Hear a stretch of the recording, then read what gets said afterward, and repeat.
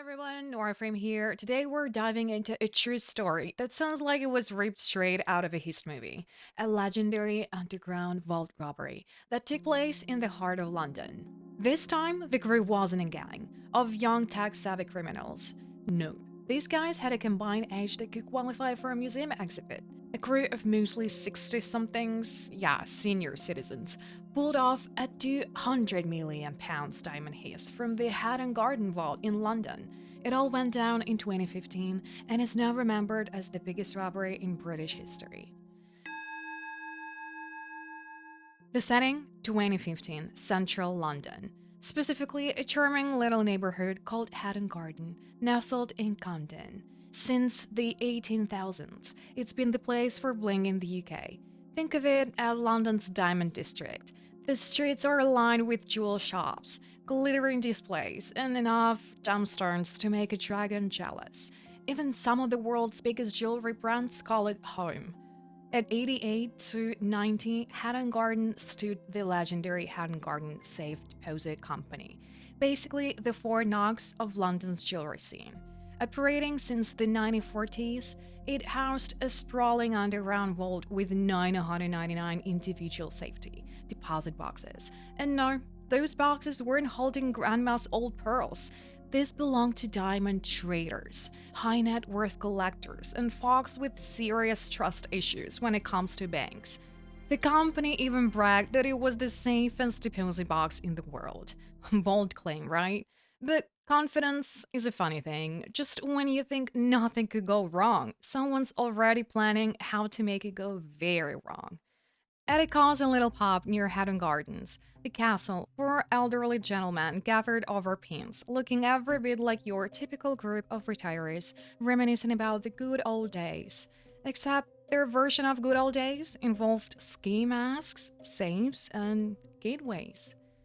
Meet the geriatrics gone roach. Brian Ritter, 76, the ringleader, had a rap sheet that included robbery and even being a suspect in an undercover cop's murder. Terry Perkins, 67, once hijacked a cash truck carrying £6 million back in 1985 and earned himself a 22-year stay in the clink. John Canny Collins, 74, was basically born in prison and had been involved in a heist since the Beatles were still together. And Danny Jones, the baby of the bunch at 58, had been doing time for burglary since the disco era. As sharp as they were, the core four realized they needed more than just experience and bad knees to pull this off, so they expanded the crew. Joining them were William Lincoln, 60, Colin's nephew, and Willman, Hugh Doyle, 48, a plumbing guy who somehow got dragged into all this, Carl Wood, 58, another Jones connection with sticky fingers, and finally, Michael Sean, 55, known to the group as Basil. Basil was their secret weapon, the guy who knew tag, alarms, and how to disappear when needed. 8 aging criminals, 1 epic score. All they needed now was the perfect moment, and the universe delivered with irony. April 1st, 2015. April Fool's Day, but the real joke was on London. A freak underground electrical fire broke out under Kingsway, a major street right near Hatton Garden. The fire knocked out power and telecommunications across the district. Thousands were evacuated. Internet and phone lines toast. To make things even more perfect, Easter weekend was just days away, so with everything fired and half of London basically offline, most businesses decided, screw it, we're taking an early holiday. And yep, the Hatton Garden Safe Deposit Company was one of them. The crew had waited years, and fate basically delivered the vault on a silver platter. The day after the Kingsway fire, Thursday, April 2nd, The Hatton Garden Safe Deposit Company officially decided, let's just start the Easter holiday early. Well, bad move, because the gang had been watching and waiting, and when they heard the vault would be empty that night, the message was clear. It's go time. At 8:20 p.m., John Collins rolled up to Hatton Garden in a white van, his crew in tow. They were wearing high-vis vests, looking like a bunch of Sleepy City maintenance workers. No one gave them a second glance. It was a holiday. People were clocked out mentally and literally. Half the city was still cleaning up the fire mess. Enter Basil. Real name, Michael Seed. Caught briefly on CCTV at 9:20 p.m. He knew where the cameras were and carried a bag on his shoulder, not with snacks, but to block his face from the lens. Dude came prepared. 3 minutes later, at 9:23 p.m., Basil picked the lock and slipped inside. No alarms, no drama. Meanwhile, on the other side of the building, the rest of the team was standing by the fire escape with garbage bins, filled not with trash, but with power tools. Drills, crowbars, and enough equipment to open a small auto shop. A few moments later, Basil opened the fire escape door from inside. The others slipped in like ghosts in safety vests. The rest of the crew stayed outside, keeping watch, just in case someone asked why there were 8 grandpas loitering near a vault at night. Once inside the building, the team executed their plan like it was a heist rehearsal they'd been perfecting for years. Oh, wait, they actually did. One group hauled the heavy gear down the fire escape stairwell toward the basement. But the vault entrance locked tight. They had to wait until the other squad opened it from the inside. Meanwhile, the second group took the scenic route. T-Man climbed to the 3rd floor, jammed the elevator at the top so it couldn't be called down, while the other two, like true senior Spider-Man, pried open the elevator door on the 1st floor and shimmied down the shaft to the basement. Really. Once they reached the basement wall corridor, they accessed the control room. There, they disabled the building's alarm system and unlocked the fire exit door, allowing the rest of the team and their lovingly transported garbage bins of tools to enter the vault area like it was just another Tuesday night DIY project. Before reaching the vault itself, there was one last gate, a steel, barred security door. But with the kind of tools they brought, that gate may as well have been made of string cheese. They cut through it and finally stood before the fortress, the actual vault wall. This was supposed to be the end of the road for amateurs. The door was top-grade, military level, password protected, you name it. But these guys, they weren't even thinking about opening the door. Their plan? Drill a giant hole through the wall, like cartoon villains, but with real tools. The wall was nearly half a meter thick, made of reinforced concrete.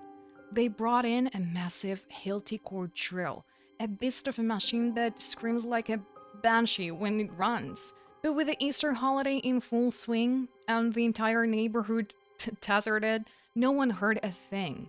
These grandpas were down there for hours, literally, vibrating the building, and no one noticed. At 12:21 a.m., they accidentally triggered the alarm system. The vault security company received the alert and shrugged. You see, the system was ancient. False alarms were so common, they practically came with the snooze button. So the guard on duty looked at the blinking lights, sighed, and probably went back to watching Coronation Street reruns. Technically, protocol required the security company to send someone to check it out. So a lone security guard begrudgingly showed up outside the Hatton Garden building sometime after midnight. He stood there, probably still annoyed he wasn't on Easter vacation like everyone else, pressed his ear against the door, took a quick peek through the window, and call it a night. So yep, that was the full inspection. No going inside, no flashlight, just a vibe check. Now, here's where it gets even more absurd. So there they were, a team of senior burglars. hunched over in a dusty London basement, drilling through reinforced concrete for 10 straight hours. Finally, they broke through.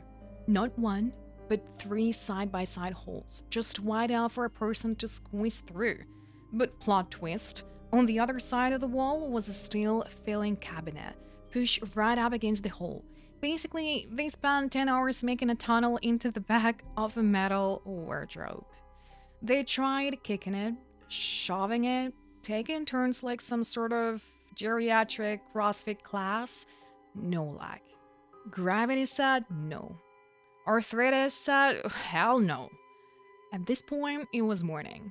The crew was exhausted. One guy's blood sugar was crashing, and others' knees were shot, so they had a little team huddle and agreed, like true professionals, to go home, nap for 24 hours, buy new tool, and come back fresh on Saturday night. Seriously, they clocked out of a multi-million-pound robbery to get some sleep. They just planned to resume like it was weekend yard work. Next evening, Collins, ever the logistics guy, drove his white Mercedes, yes, still using his own car, with Jones riding shotgun.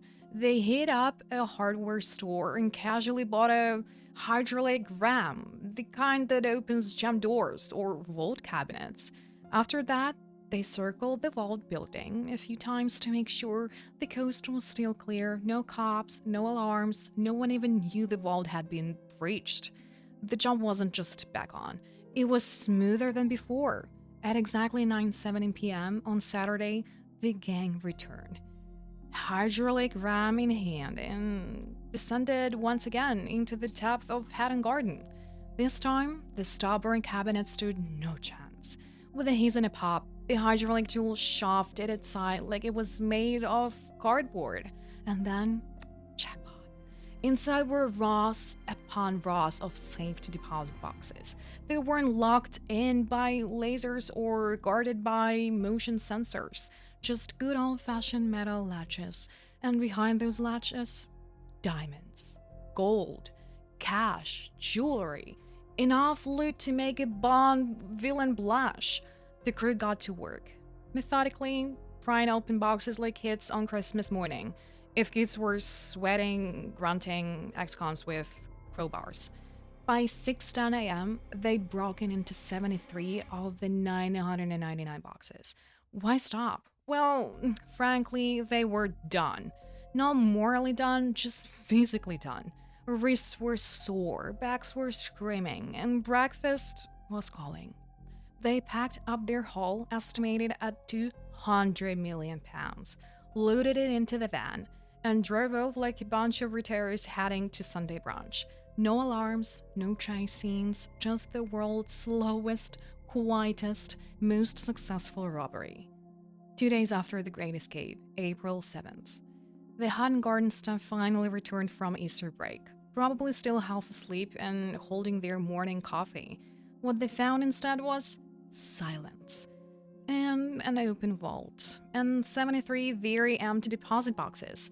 That false alarm? Yeah, well, not so false after all, right? The police were called immediately. Forensics teams swarmed the scene, but it was like trying to find a ghost in a wind tunnel. No tools, no DNA, no drop gloves or fingerprints, just one giant, mocking hole in the wall, an empty vault that used to be worth 200 million pounds. Officers began canvassing the area, asking local shopkeepers and neighbors if they'd seen anything weird. But of course, it had been a holiday. No one was working, no one was watching, no witnesses, no sounds, no clues. So the investigation turned to the cameras.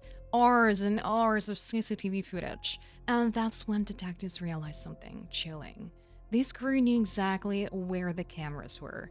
They avoided them like pros, blocked their faces, moved in blind spots. This wasn't some smash and grab job. This was high level, old school burglary, with the experience to back it up. At this point, the only hope was in the footage. If the cameras didn't catch something, well, anything, this heist would remain one of the conspiracy theorists. But then, one junior officer, probably surviving on vending machine coffee and pretty frustration, spotted something. A white Mercedes van, not parked, lurking. Since circling the block on Saturday, April 4th, the gang stole shopping day. In 2015, the UK already had a robust license plate tracking system. One scan of the plates, and boom, the name John Collins popped up. Now, where have we heard that name before? Well, right, one of the original grandpa robbers. Turns out Collins had driven his own personal car to scoot the vault, to buy tools, and to commit one of the biggest heists in British history. It was like he left his business card on the windshield. Thanks, John. So, what exactly did Collins do on April 4th, the day before the second break in? He took his very traceable white Mercedes and drove with his buddy Danny Jones to a local tool shop. There, they bought a hydraulic ram, a big old piece of equipment not typically used for gardening. The police got the store CCTV footage, clear as day. Collins at the counter, Jones lurking behind him, and just to really seal the deal, Jones even called fellow crew member Terry Perkins from the store to ask, "Hey, which one of these vault-busting things should we get?" Yes, a literal phone a friend during a felony. With that call on record, the dominoes began to fall. Police matched phone metadata, car routes, surveillance footage, and the web unraveled fast. The final link? Brian Ritter, the ringleader himself. Thanks to Collins' very public errands and zero sense of operational security, the police now have the full bingo card of names. Old school criminals meet new school surveillance. By May 19th, about 6 weeks after the heist, the London Metropolitan Police made the official announcement. They had arrested nearly the entire gang. All the usual suspects were in custody. Except for one, the mysterious, camera-shy Basil was still on the run.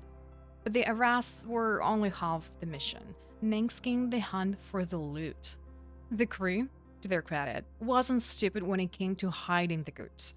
They'd split out the haul, scattered it around London, and of course, no one wanted to confess where the slice of the £200 million pie had gone. Still, thanks to good old-fashioned detective work and probably a few snitches, the police recovered some of the stolen jewels, including a stash buried in a North London cemetery. Yes, a literal graveyard of diamonds. You can make this stuff up. On March 28, 2018, nearly 3 years after the heist, the final piece of the puzzle was caught. Basil, aka Michael Seed, was arrested at his home in London. With that, all 8 suspects were finally in custody. The ringleader, Brian Ritter, was sentenced to 6 years and 3 months. The other got between 7 and 10 years each. Not exactly life sentences, more like enforced retirement with fewer lunch options. But while the gang was in prison, most of the loot was still out there. In the end, only about 1/3 of the stolen goods were ever recovered. And the rest? Still missing.